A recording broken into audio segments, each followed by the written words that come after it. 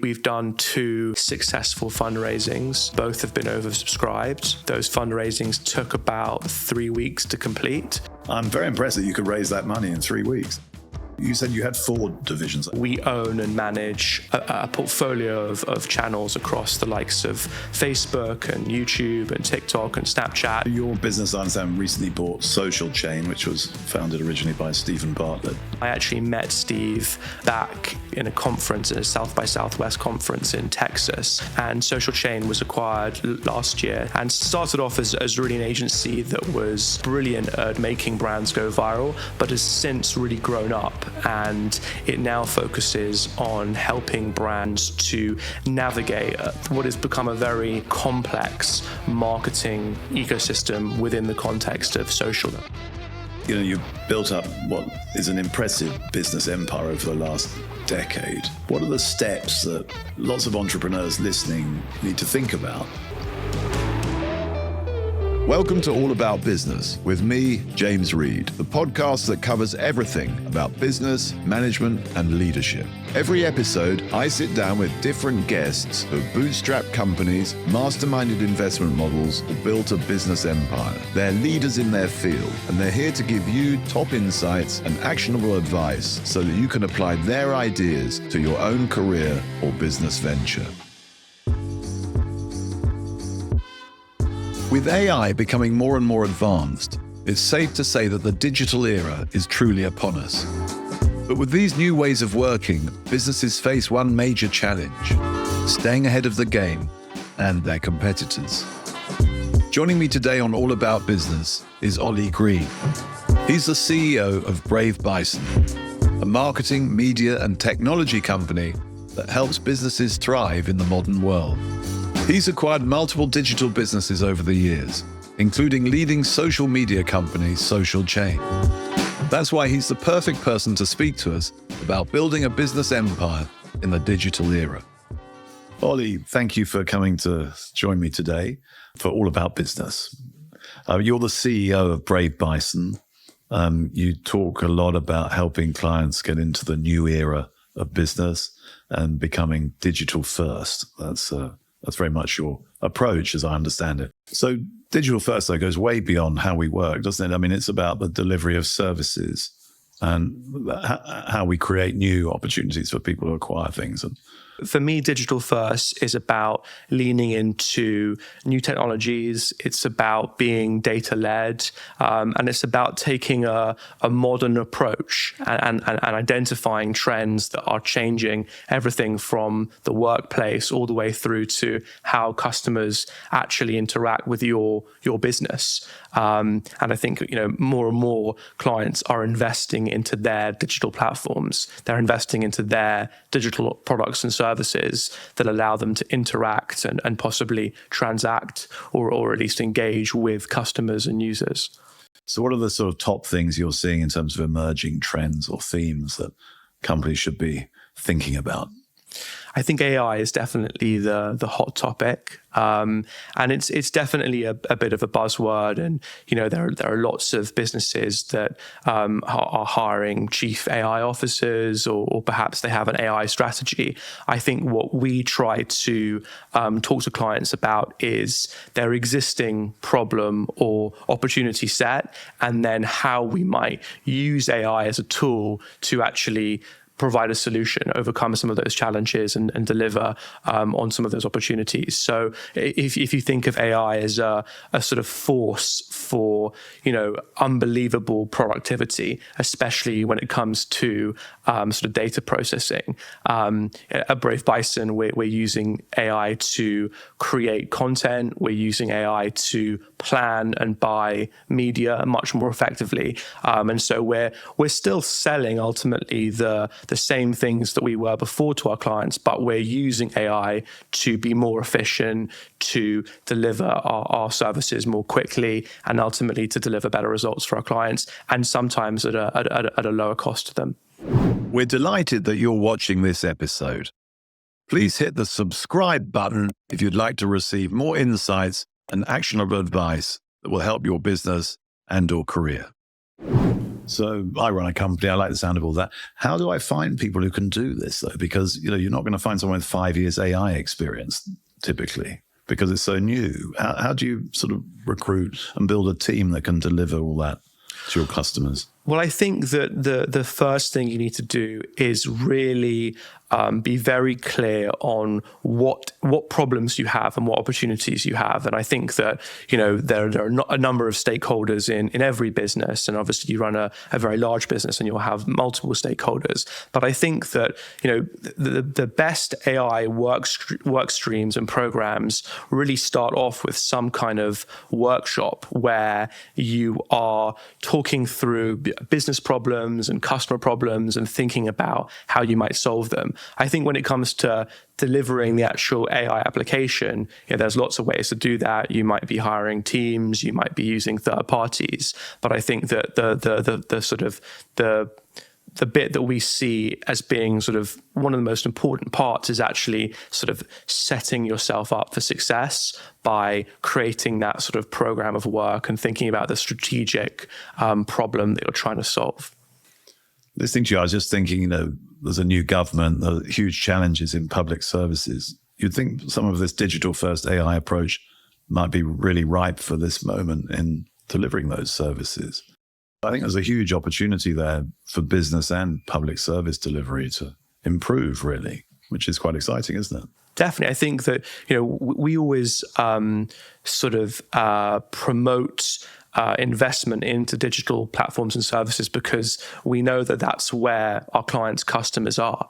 You'll have seen the queuing or the virtual queuing for the Oasis concert that unfortunately didn't go as according to plan. But that's a perfect example of the new era.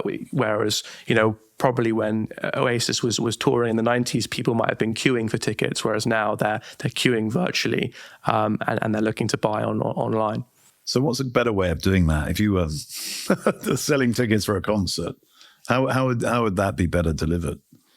Well, it's funny you say that because we've actually just written a blog post on the ins and outs of setting up sort of a queuing system, and there's a very few sort of technical updates that Ticketmaster should have and still can make to make a much better experience for customers.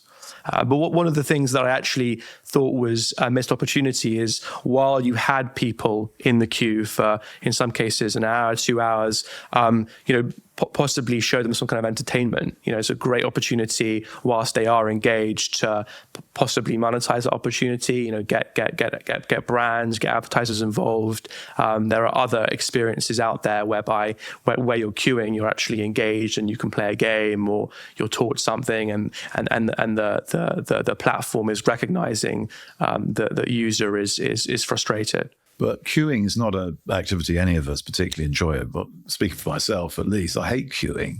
Surely in the new era, that should be something of the past. Can't we use some sort of lottery device or some other way that technology selects people even at random? You've got a ticket, you haven't, sorry. Isn't there another way of doing it? In the new era, you're absolutely right. Queuing does seem slightly old-fashioned, but I think that ultimately customers are still buying a physical product in the sense that they're still purchasing a ticket that allows them entry into an arena, and that arena has all sorts of sort of quirks to it in terms of how space and categorization of seats. And I imagine that there's some complexity in how the back end of the Ticketmaster platform sort of processes information. So it's not so much on the customer side; it's more on the sort of stadium and event space side, the sort of the physicality of it all. Sounds to me like they should be giving you a call, Oli. Well, we'd love to work with them. We'd love to work with them. So give me some other examples. I mean, you don't have to name names if it's confidential, but the types of service you might be sort of bringing into the new era. So we're big into social media at Brave Bison. We're big believers that the conversation is happening on social. customers and users are spending more and more time on platforms like TikTok and Reddit and still the likes of X, formerly known as Twitter. And so we help brands sort of think about how they show up on some of those platforms, how they might target new audiences, new customer groups, as well as some of the existing customer groups that already buy their product or service. And we're also beginning to sort of really think about how social media can shape your sort of overriding brand strategy as a business, given that social is such a good mechanism for testing how people react to products or messaging or other forms of sort of alternative use of your product. So your business, I understand, recently bought Social Chain, which was founded originally by Stephen Bartlett, obviously well known in business and of the Dragon's Den. So is that part of this mix now? Is that what they do in particular? Yes. So Brave Bison has 4 divisions, one of which is Social Chain. And Social Chain was acquired last year, so in February of last year. And it's kind of the definitive original social media marketing firm. I actually met Steve back in a conference, in a South by Southwest conference in Texas. I think it was sort of 2017, and he had just been in the Times, I think, for having a slide put into his office. But Social Chain worked with some extraordinary brands and started off as really an agency that was brilliant at making brands go viral, but has since really grown up, and it now focuses on helping brands to navigate what has become a very sort of complex marketing ecosystem within the context of social. There are so many different platforms. There are lots of different audiences.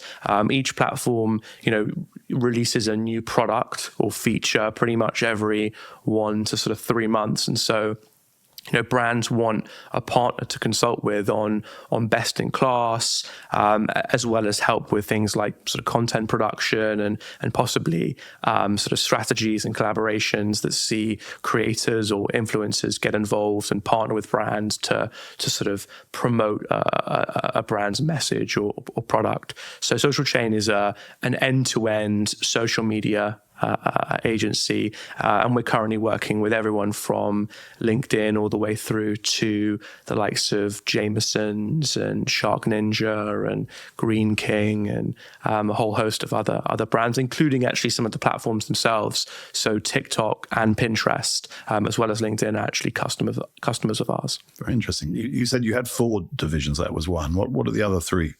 So we have a division called Brave Bison Performance, and that is a digital media agency that plans and buys digital media on platforms like Google and YouTube and TikTok and Amazon. And effectively, we drive sort of bottom of the funnel conversion. So we help clients spend money online to drive revenue and drive conversion on their websites or apps. And in that division, we work with the likes of Currys and New Balance. And the other 2?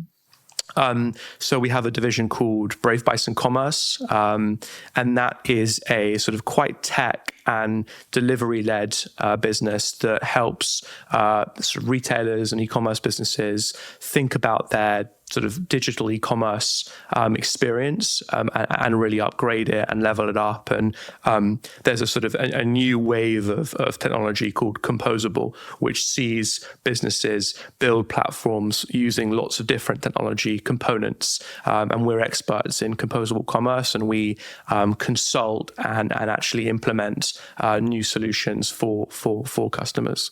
And our last division is actually a media network. So we own and manage a portfolio of channels across the likes of Facebook and YouTube and TikTok and Snapchat. Some of the channels that we own ourselves. So we own channels called Say What and The Hook. And we also run channels on behalf of rights holders or companies that have IP. So we're running the US Open's YouTube channel. We work with the Australian Open. We work with the PGA Tour and the DP World Tour. So Listening to you, it sounds like there are a number of different ways you can go if you want to be digital first, or a number of different strategies you can take as a business. And the one that's right for you, or several of those might be right for you, depends on the nature of your business and what you're doing, I suppose. I mean, we've worked with you over the years. We've done campaigns, we've built websites, and we've found that experience, I'm pleased to say, very positive. Because you've got another business, haven't you, called Tangent. And my recollection is Tangent started out in printing. You were doing quite a lot of printing, but you took that, you've literally, walked the talk, because you took that business into a digital first business too. Tell me a little bit about that journey. So Tangent is a sort of digital product and experience agency. So we help large enterprises to really sort of reimagine. We help large enterprises reimagine their digital experiences, and typically that involves a sort of upfront piece of consultancy and thinking about their business and thinking about their customer groups, and then it usually results in some kind of digital product transformation. So the actual design and build of some kind of website or app or chatbot. So you're the CEO of Brave Bison, and you're also the chairman of Tangent. So you're involved with two companies. You've built up what is an impressive business empire over the last decade. What are the steps that lots of entrepreneurs listening need to think about? I mean, every business is different, every journey is different. But what did you have in your mind when you went about doing that? And what were you looking to accomplish, and how did you move forward? I think I've always been very interested and aware of my competitor set and companies that are growing within my space. And I think that reading and sort of research is so important, and following companies on LinkedIn and going to events, be it trade events or conferences. But there are some incredible events where you can go and hear from people that are doing interesting things, and some of them might be competitors, and some of them might be partners, and some of them might be suppliers. But there's a sort of the business ecosystem is incredibly diverse. And I've always found it really useful to sort of to read and follow and also to meet people. But I mentioned South by Southwest, which is a sort of tech and media conference in Austin. But that's a great place to go and learn and reflect and think and network with both entrepreneurs and big businesses that are successful in their field and are thinking about the future and thinking about disruption and thinking about how to get ahead. And I think that it's probably not a coincidence that South by Southwest is based in the US. I think that in the US there is a very strong determination to succeed, and I think that success is celebrated in a really fantastic way. So it sounds like a voracious learner. You really want to know what's going on. You're very curious. Yeah, I think learning is important. I think definitely not afraid to copy and to follow. I think that it's a big market, and sometimes you can do something better than someone else can, either because you have a particular sort of platform or client, or perhaps you have more capital. But I think I'm a big believer of that there's nothing truly new under the sun, and so the answers are out there. You just have to find them. So in this technology space, there are certain people who have certain expertise, who are very good at certain things. If you want to bring them into your world, I imagine you're making acquisitions or buying businesses to do that sometimes, as well as hiring people. Is that your model in part?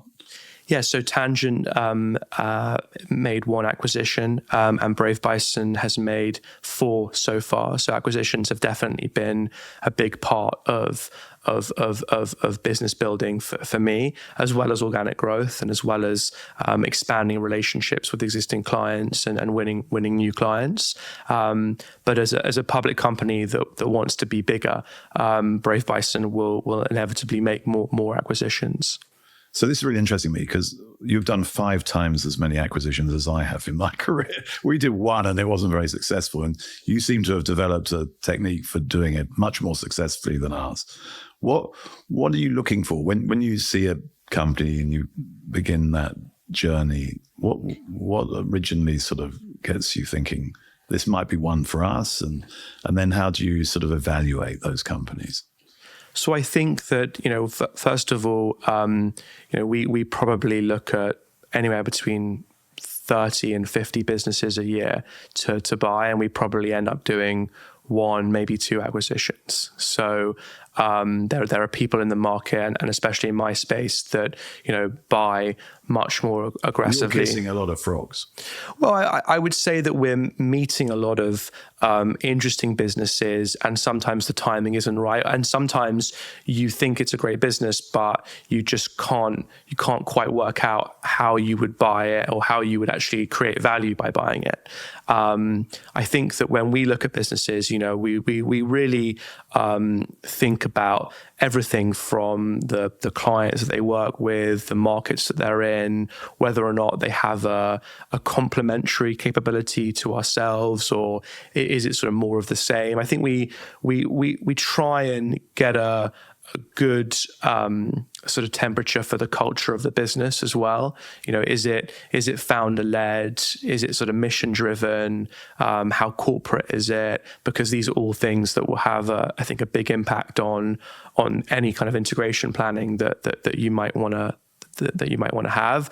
I think for us so far, we have not bought a business and left it in the corner. I think you can do that. I think if that business is of scale and it has the right management team and it has the right plan, then you are able to do that. But I think the businesses that we've bought because we've had a vision that 1 + 1 is going to be more than 2. It's going to be 3 or 4 or 5. And so the acquisitions that we've made today have all been integrated into the Brave Bison platform. And what does that mean? It means, they effectively, Brave Bison operates as one company. So we have, one Christmas party, we have one Slack channel. There is a board meeting every month with one leadership team. There might be, different departments, different business divisions. There might be even different leadership teams for each one of our divisions, but it looks and feels like one company. So that's prompted a couple of questions. You said you look for companies that are founder-led, mission-driven, corporate. Are those positive things for you, or are they things that it depends on the founder and the mission, I suppose? But talk me through that a little bit more. I think we look for companies where we can see ourselves working with the people. I think that people is sort of. Do you want the founder to stay or not? Typically, it kind of depends on what their agenda is. In recent cases, the management teams have all come into our business, but the founders have actually exited. That's not to say that we wouldn't love to work with founders. I think it just depends on their journey and where they are sort of on it. I think that though, as well as looking at sort of the underlying business, like the technology and the client contracts and the financials, I think we really think long and hard about, can we work with these people? Do we want to speak to them every day, week, hour, whatever it is? Do we want to be on planes with them? Do we want to be sharing, hotels with them? Because ultimately, we are a people-based business, and I think every business is a people-based business. I'm your host, James Reed, Chairman and CEO of Reed, a family-run philanthropy company. If you'd like to find out more about Reed, visit us at reed.com. Thank you. So some people listening will be thinking, I'm a founder, I want to build a business and sell it to someone like Oli. Because I suppose the psychology of lots of founders is they want to realize a gain and maybe do something else afterwards, which I can see why they don't necessarily stay. What sort of tips would you give someone who's on the early phases of a journey in terms of building a business that is acquirable, desirable, attractive to a company like yours? What would you say you need to get right? I think your management team is really, really important, and showing that the business doesn't just run off your blood, sweat, and tears. I think it's really important to have a strong CFO, a strong a sort of head of marketing. So I think that the senior team is incredibly important. I think that trade brand is really important, and making sure that you have a good reputation in the industry, both amongst prospective staff as well as prospective clients or customers. I think that technology and having some kind of proprietary systems or platforms is definitely something that people value, because they know that building them from scratch can be difficult. I think there's lots of things that you can do. I think you might want to have a good advisor. Maybe a member of the board, or possibly a sort of more formal advisor. But I think that if you do get to a process of sale, it's useful to have someone that's a little bit more removed, because I think that those few months where the transaction is being sort of undertaken can be very stressful, and it's useful to have support, I think, during those times. No, that's very helpful. I'm sure people listening would find that very useful.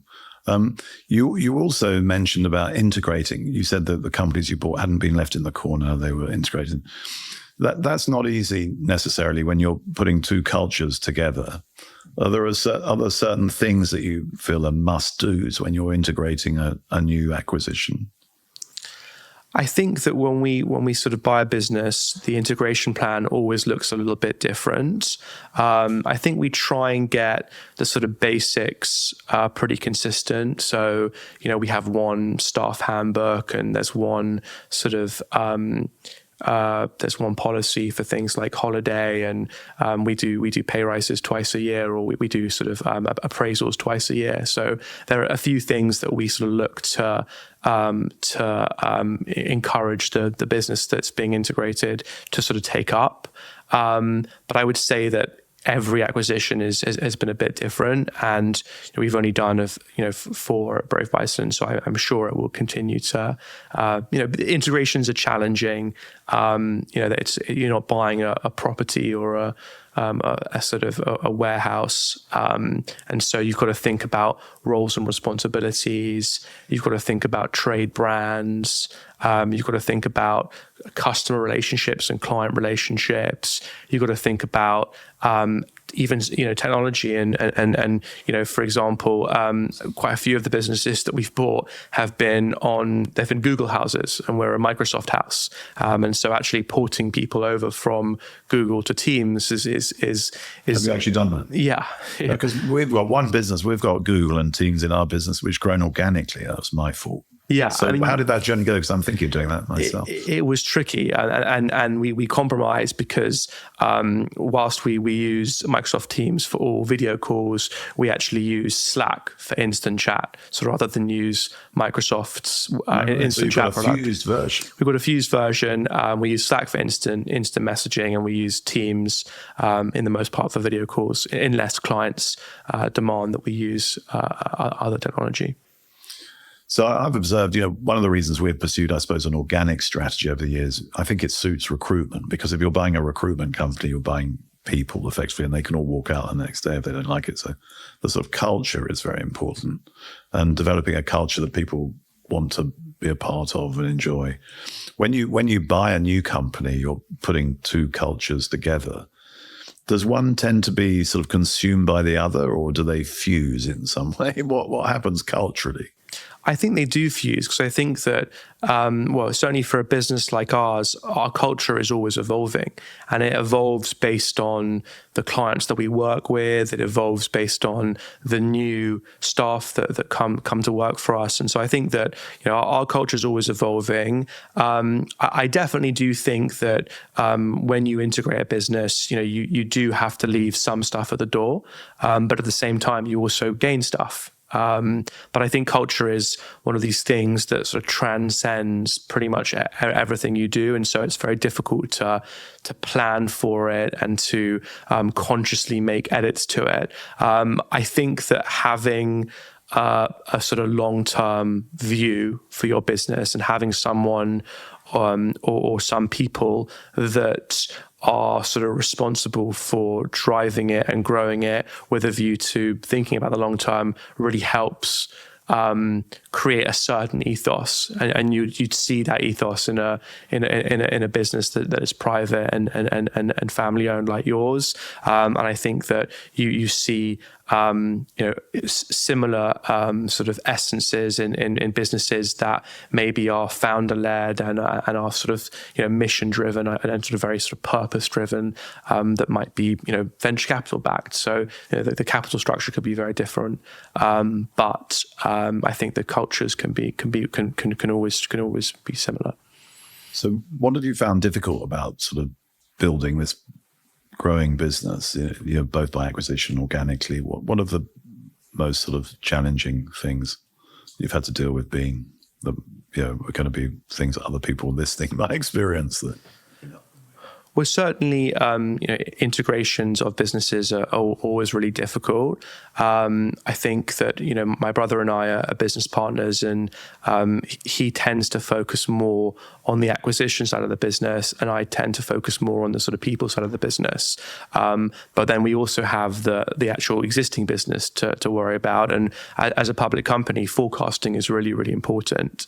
And making sure that we hit or even exceed our forecast is really, really important. And so I would say, over the last few years, we've had various different sort of global and national challenges that have an impact on advertising and have an impact on consumer confidence. And it hasn't been the sort of the easiest time to trade an advertising and marketing business. And at the same time, when you're managing acquisitions and having to forecast within an inch of sort of 10% give or take, that does present a bit of a challenge.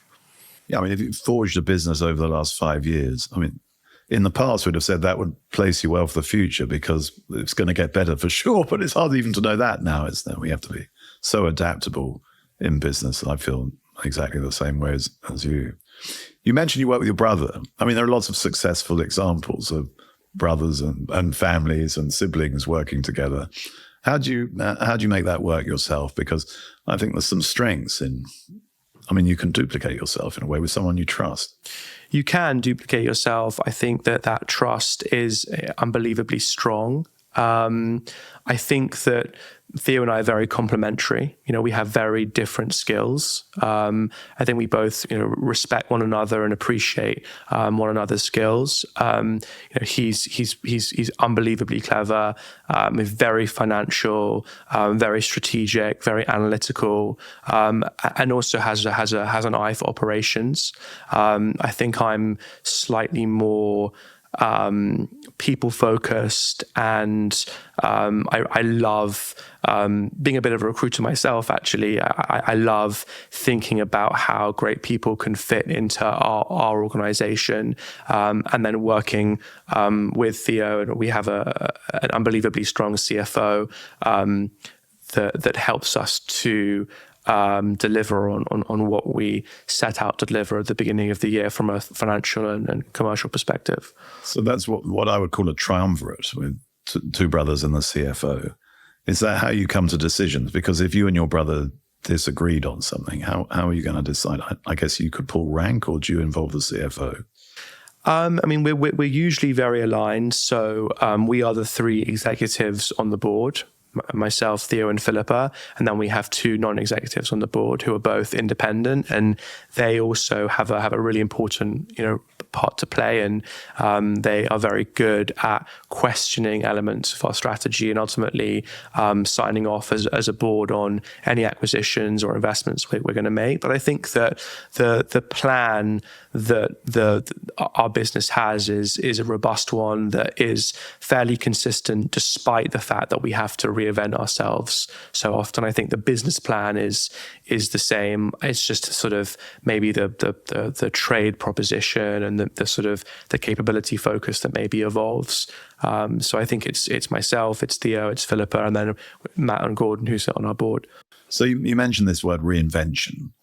I mean, you're in an incredibly competitive space where technologies are changing all the time.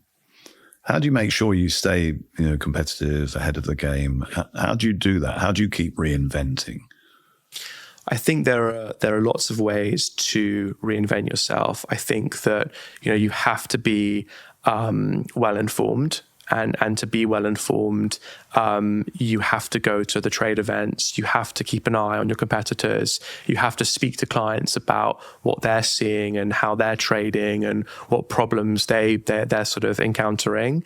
I think that there are lots of social media platforms to be all over, and I certainly look to America and certainly the West Coast for sort of technology advancements, and it certainly feels like it's not a coincidence that some of the sort of most compelling AI companies and machine learning companies are based on the West Coast. Obviously, you've got all the venture money there as well, but I think the level of innovation and hunger and ambition and sort of technical capability, frankly, is really quite phenomenal. And so keeping an eye on what the US is doing, and also trying to think about just sort of more, I guess, more macro and making sure that you're at the same time as sort of reading around your industry and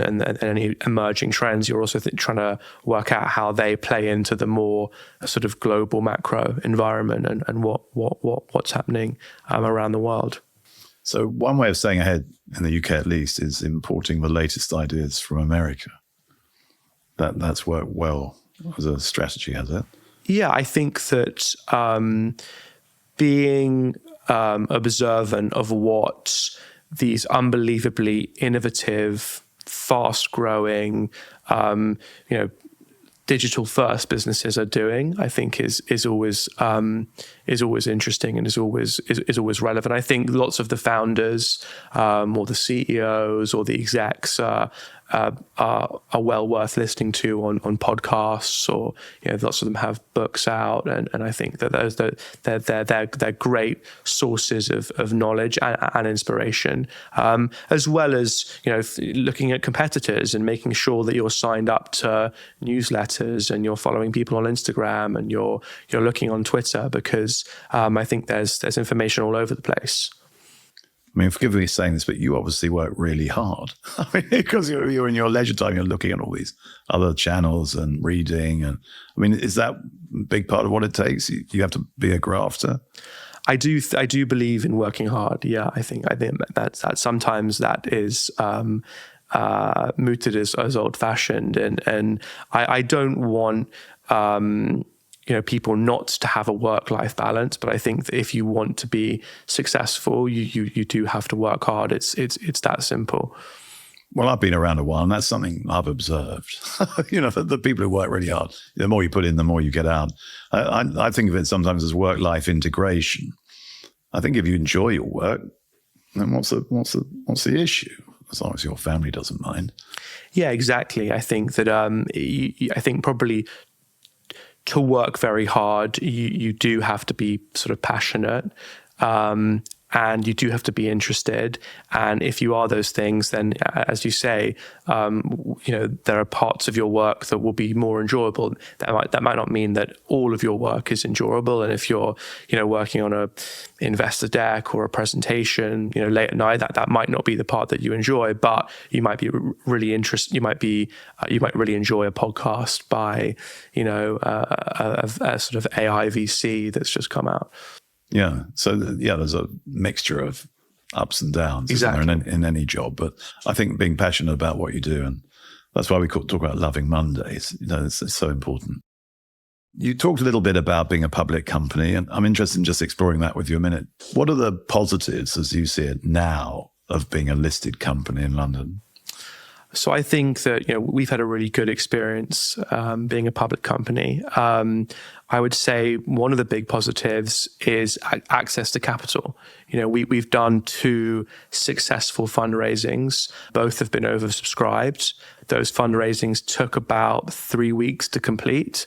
If we were a private company and we wanted to raise money from a private equity firm or a venture capital firm, then the process could be 6 months, and there would be all sorts of investor committees. I also think that you have to forecast very, very well for a public company, because you effectively have to declare if you are trading plus or minus 10% versus what the market thinks you are supposed to deliver. And I think that that's an important skill, being able to forecast how your business is going to perform is really important. Why do you think that's an important skill?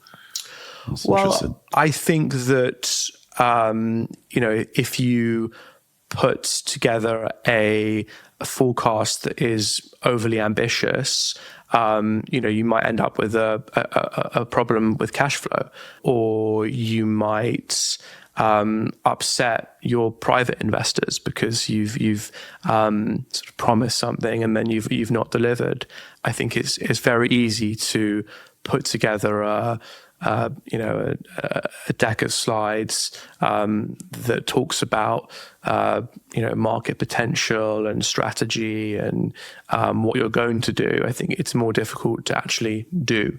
I guess it forces you to think about things very clearly and forces you to be honest with yourself about how things are doing and how things are going.